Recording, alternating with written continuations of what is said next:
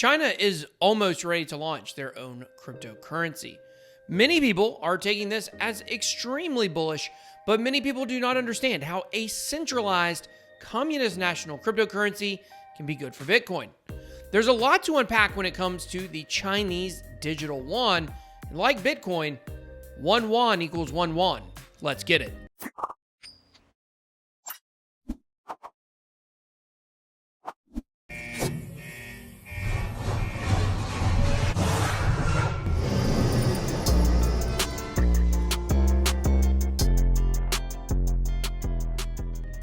Hello and welcome to BitBoyCrypto, your one-stop shop for all things related to Bitcoin and cryptocurrency. If this is your first time here, make sure you go ahead and hit that subscribe button and turn on the bell for notifications so you never miss a video. To take the conversation even further, then please make sure to join one of my two Telegram groups, BitSquad for crypto chat or BitSquad traders to discuss trading strategies. All right, guys, today we are going to be taking a look at the digital yuan. We're going to be looking at why a digital economy is inevitable and how this is the first coin to usher in this new age of national cryptos. This is part 2 of a 3-part series on China. Yesterday, we looked at the Chinese Blockchain Service Network, or BSN. If you want to check that video out, you can do that by clicking the link above. In tomorrow's video, we are going to get more into China's economy and why they are so desperate for this play to work. Someone made a comment on my video yesterday that their country would not be moving to a digital economy. It blows my mind that people can't see the direction of the world. Everything is going to be digital. At some point, we are going to probably be spending as much time in virtual reality as actual reality. I mean, think about how much time you spend on your phone a day as is. In some ways, we're already spending more time in a digital world than a concrete one. Currency lends itself very easily towards this digital world, as most of the payments we make on a daily basis are already digital to an extent. I say this frequently to people, and I think there's an obvious answer to this question. Do you believe that in 100 years from now, people will be trading pieces of metal and paper for goods? Of course not. Our recent pandemic showed the power of spreading germs, and paper currency could certainly be one way we can minimize that risk. But I mean, who uses cash anymore anyways? We're rapidly moving toward a cashless society. I've made videos on this before because I believe cashless societies are extremely dangerous because they allow governments to have records of how every person spends their money. We deserve privacy within our lives, and transactions is one instance where it's pivotal we're able to maintain some level of privacy. I mean, do you really want the government knowing you're buying a blow-up doll? They aren't buying the "it's so I can ride in the HOV lane" story. This is why decentralized cryptocurrency is so important. It allows us to be able to get rid of fiat currency but maintain the same privacy rights that cash affords to us. But the problem with decentralized crypto is that governments cannot control them. This is what governments are after: control. So in a rapidly progressing world, China is the first major economy to embrace that digital economy because they understand the value of a first mover's advantage. By creating their own centralized national cryptocurrency, they can be the first to establish rules surrounding this type of currency and exert their own force and control even more over their own people. This is why China decided to create the DCEP. It stands for the Digital Currency Electronic Payment.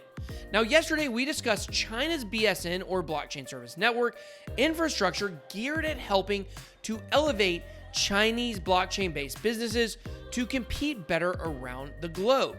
Some believe that the establishment of the BSN was the first step in actually launching the DCEP. But the back end of the app that will go along with the DCEP has already been established. We actually have some photos that show the UI of the app. As you can see, it looks like a communist warped version of a regular crypto wallet. One feature the app will supposedly have is that users will be able to simply tap their phones together to send transactions. I think maybe Bitcoin wallets and other cryptocurrency wallets could possibly learn a thing or two from that type of integration. Something simple like that is really what we need in order to make our currencies easier to transact and understand. 95% of people out there do not care about the underlying technology or functionality of transactions. They just want them to work. Along with the phone tapping, you will also be able to send transactions the traditional crypto way with QR codes, and that's big. It's still unclear, though, how much of the national cryptocurrency will run on blockchain, but it will be integrated on some level. But let's make no mistake about this. It is a centralized bank coin. Banks, including the People's Bank of China, will have a say on the blockchain. They will probably be able to track or reverse any transaction that they see fit. This could be a way for the Communist Party to steal money directly or indirectly from businesses. Just something to think about. China is expecting mass adoption of the digital yuan, so their network can fire off an astounding 300,000 transactions per second. Implementation is already underway for the app in many different ways. One specific company that will be helping with the implementation is AliPay. This is the third-party payment provider owned by online retail giant Alibaba. You can think of it similar to Apple Pay or Google Pay here in the States. The purpose of AliPay's cooperation with the government, well, not like they had a choice really anyways, is to ensure that using the app is as seamless as using current mobile payment options in China like WeChat or AliPay itself. You have to understand how dependent the Chinese are on mobile phones and mobile payments. You may think your kid spends a lot of time watching TikTok and playing games on their phone, but Chinese phone usage dwarfs it in the US. They're already using their phones for most payments, while we spend much more via debit and credit cards. We're really in such a weird place right now, though, because it is really shaping up that we could be looking at an economic war with China for world supremacy. And yet, we have some of our top-level American corporations working directly with the Chinese to implement the DCEP. America's top 3 fast food chains are all taking part in the implementation. Soon, Beijing citizens will be able to use their DCEP to test transactions at Subway, Starbucks, and McDonald's. Along with those chains, gyms, hotels, convenience stores, and a bookstore will all be taking part in the trials.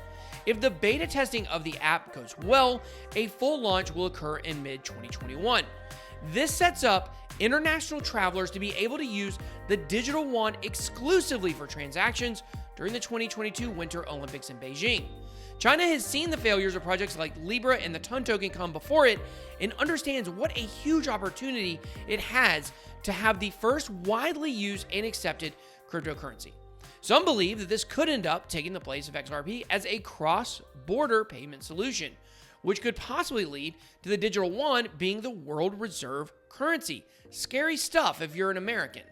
But as I mentioned in yesterday's video, this is part 2 of a war we have been waging in cryptocurrency. The next battle will be decentralization trying to battle centralized nations for currency supremacy. If China is successful in launching its own cryptocurrency, look for countries like the United States, the United Kingdom, and the conglomerate of the European Union to be next. I would believe that as we speak, government crypto nerds are in the back rooms trying to figure out ways to create digital dollars. We know in the US they are. You see, China's plan is for the digital yuan to replace all cash in circulation. This will allow them to monitor every transaction and be even more obtrusive than before. But here's the thing. Countries who exert this level of force and control on their people will only be advertising the need for private transactions in cryptocurrencies like Bitcoin. Yes, I know Bitcoin is traceable, but much harder to trace than a centralized currency. So in a roundabout way, these countries launching their own cryptocurrencies could be inadvertently expressing the need for Bitcoin. And with over 1 billion people in China using a digital crypto wallet, the learning curve to jump to regular crypto will be much smaller. We need to flatten the curve from the pandemic and apply it to crypto. But in a future world where countries will have their own cryptocurrencies, it's hard to ever see a decentralized crypto being the reserve currency. A widely accepted national cryptocurrency could deliver the final blow to those who believe that Bitcoin could be the world currency. But it only strengthens the argument, in my opinion, Bitcoin is the new gold. But now it's your turn. Do you believe that China's DCEP will take off, or do you think the world is not ready for a digital economy? Drop your comments down below. I hope you enjoyed this video. If you did, then please make sure to smash the like button and subscribe to become a member of the fastest growing community in crypto, the Bit Squad. Thank you so much for watching. Have a blessed day. BitBoy out.